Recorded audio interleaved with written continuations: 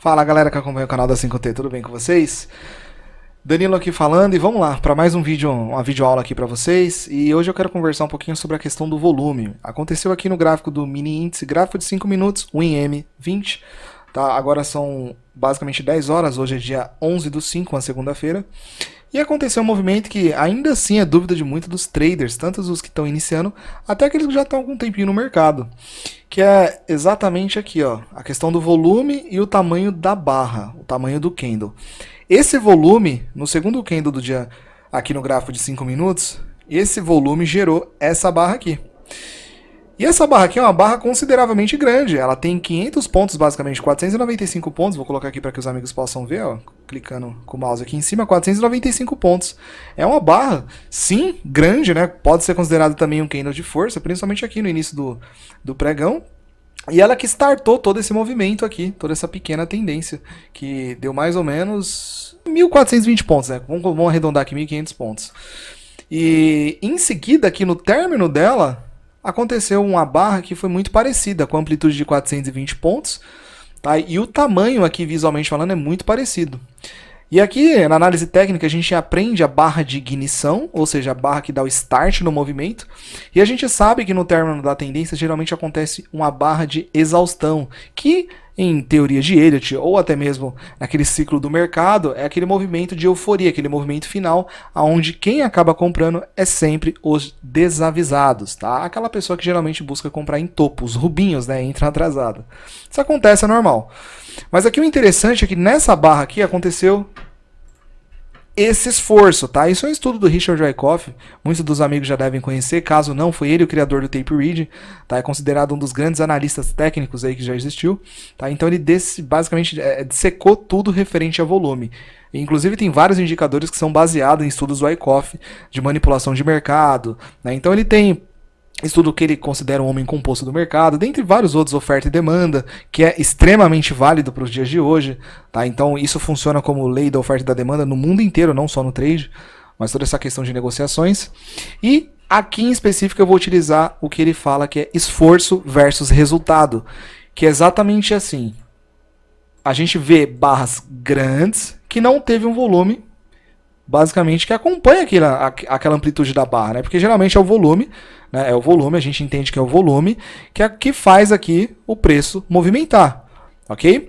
E nesse caso em específico, no segundo candle do dia de hoje, no gráfico de 5 minutos, a gente teve um volume que foi, vamos considerar assim, ele não foi tão expressivo como gostaria para acontecer um movimento desse tamanho aqui. Já no final aqui dessa mini tendência, olha o tamanho do volume que aconteceu. E eu quero explicar exatamente para que todos possam entender. Se eu pegasse aqui aquele indicador, né, o volume at price, que ele vai mostrar para mim o volume nos níveis de preço, imagina que esse candle aqui, na verdade, eu tentei imitar aqui, tá? Ainda que não pareça tanto. Esse candle que está com a seta verde aqui, tá? Eu desenhei ele aqui para ficar mais fácil para eu poder explicar. Imagina que eu estou mostrando dentro desse candle o que aconteceu referente a esforço versus resultado, oferta e demanda. O que acontece aqui? Com esse pouco esforço, ou seja, na ausência da ponta vendedora agredindo, os compradores conseguiram jogar o preço, muita gente conhece como a terminologia dos ursos e dos touros, né? Então, na ausência de agressão vendedora, os compradores aqui agrediram pouco, não precisou agredir tanto e acabou levando o preço lá para cima, ou seja, a movimentação direcional dos compradores, onde ele não teve a contrapartida aqui para bloquear ou pelo menos brigar com ele nesse nível de preço, né? Então você vai ver muito aquela terminologia de quando os vendedores estão agredindo, eles vão falar estão batendo ali, estão batendo naquele nível de preço, ou seja, os vendedores estão impedindo que os compradores avancem. E quando vocês vão falar estão tomando, né, principalmente tomando da fila, é quando alguém está comprando ali, não só comprando, mas ele está agredindo ali o book de ofertas. Mas aí é outra coisa, mas é só para vocês entenderem. Os compradores aqui tomaram, né, esses níveis de preço e não houve contrapartida dos vendedores, tá? Ainda que para cada compra existe uma venda, né? Então não tem como você só comprar, precisa de alguém te vender. Mas o que acontece? Os compradores agrediram, compraram todas as vendas que estavam penduradas nesses níveis de preço. Então a gente está dissecando o que aconteceu nesse candle aqui. Então houve uma força não tão grande, né? Um esforço não tão grande, porque não tinha ninguém para me impedir ali. Então, imagina que eu comprei todos os lotes que estavam nesses níveis de preço e não teve dificuldade. Ou seja, eu, como um comprador, comprei todas aquelas posições, não houve nenhum empecilho e jogou o preço lá para cima. Ok. Então, na ausência de agressão do outro nível, também faz o preço subir. Aí que você vai entender por que não precisa de tanto volume, tanto esforço. Ok? Já aqui nessa barra, essa barra aqui teve, esse candle teve 495 pontos. Esse candle aqui, o que considero aqui que é o movimento de exaustão, ele teve 420 pontos.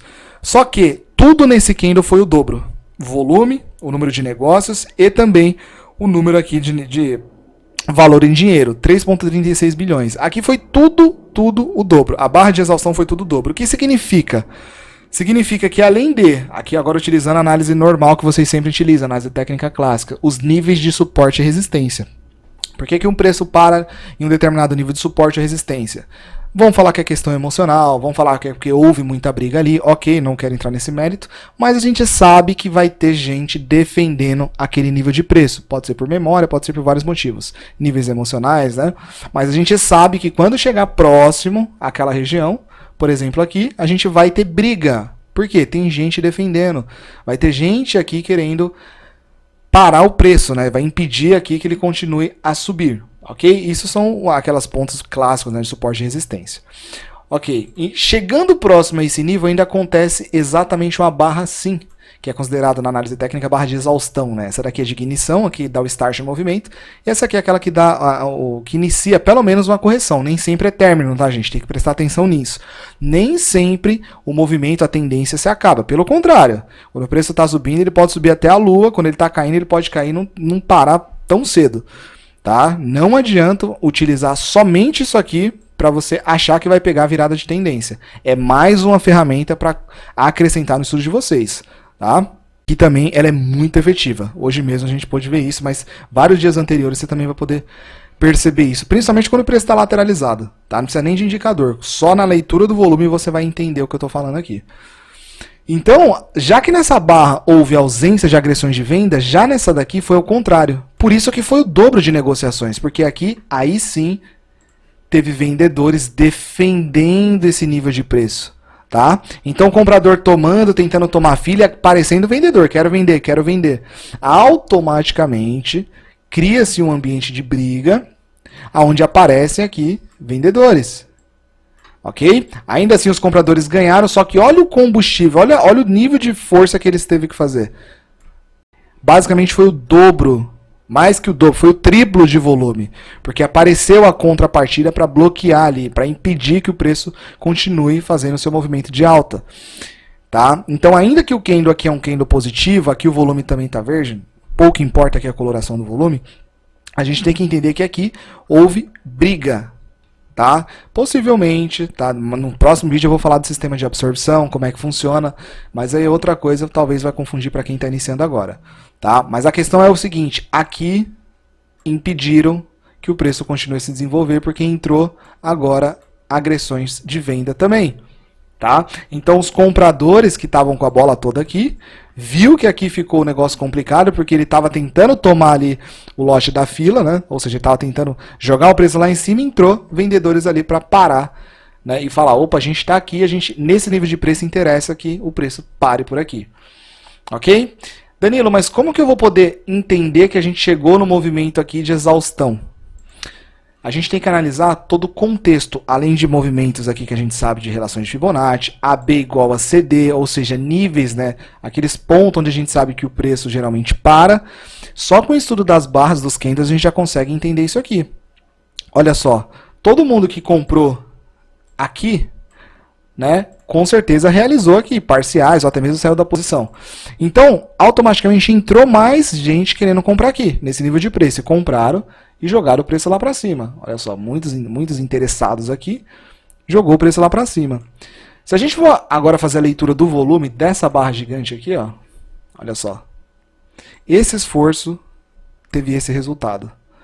Em seguida, num candle um pouquinho menor, mas também ainda com esforço considerável, teve esse resultado. Todo mundo que comprou nessa região acabou se desfazendo da posição aqui.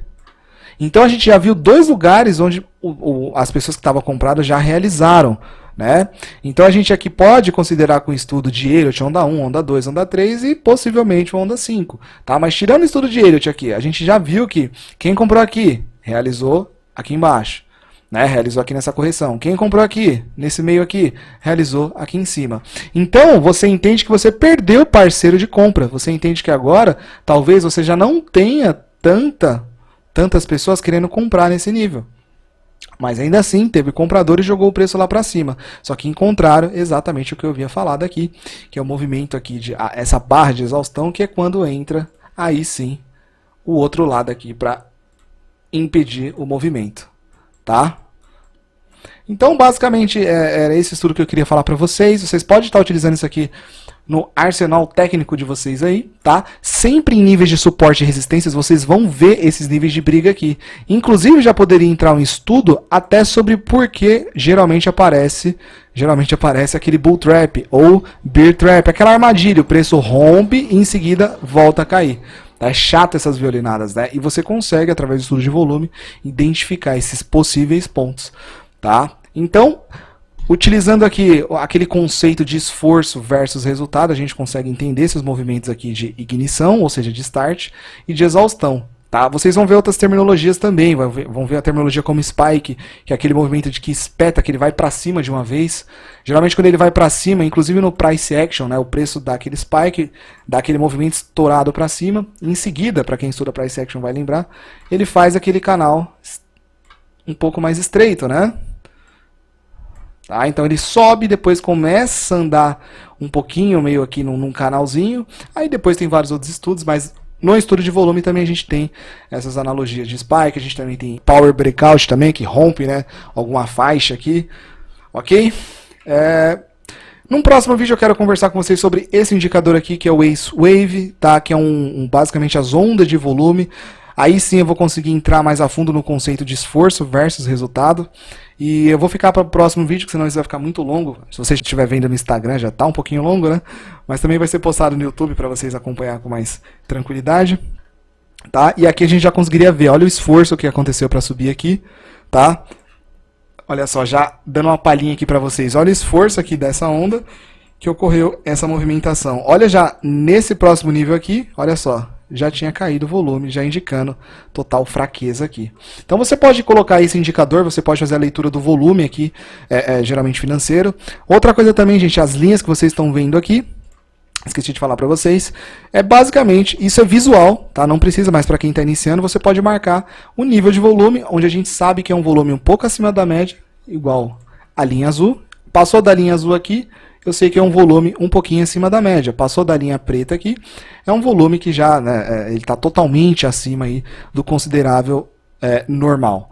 Tá? Tem indicadores que também faz a coloração do volume. Com as linhas vocês conseguem também utilizar tranquilamente. Vocês podem fazer visualmente falando, é só vocês olhar aqui e traçar visualmente falando. Quando ele passa um pouquinho de certa linha, ele está com volume acima da média. Quando ele extrapola, né, aquele volumão gigantão, você põe uma linha lá em cima onde você vai capturar alguns dias, né, que acontece isso. Tá? Mas existem indicadores que faz isso para vocês, para quem utiliza Trade, para quem utiliza Profit, é só vocês procurarem. E basicamente essas as dicas que eu queria dar para vocês. E vamos para o próximo vídeo que eu vou conversar com vocês sobre o Ace Wave, tá? E é isso aí, galera. Espero que vocês tenham gostado e até mais. Tchau, tchau.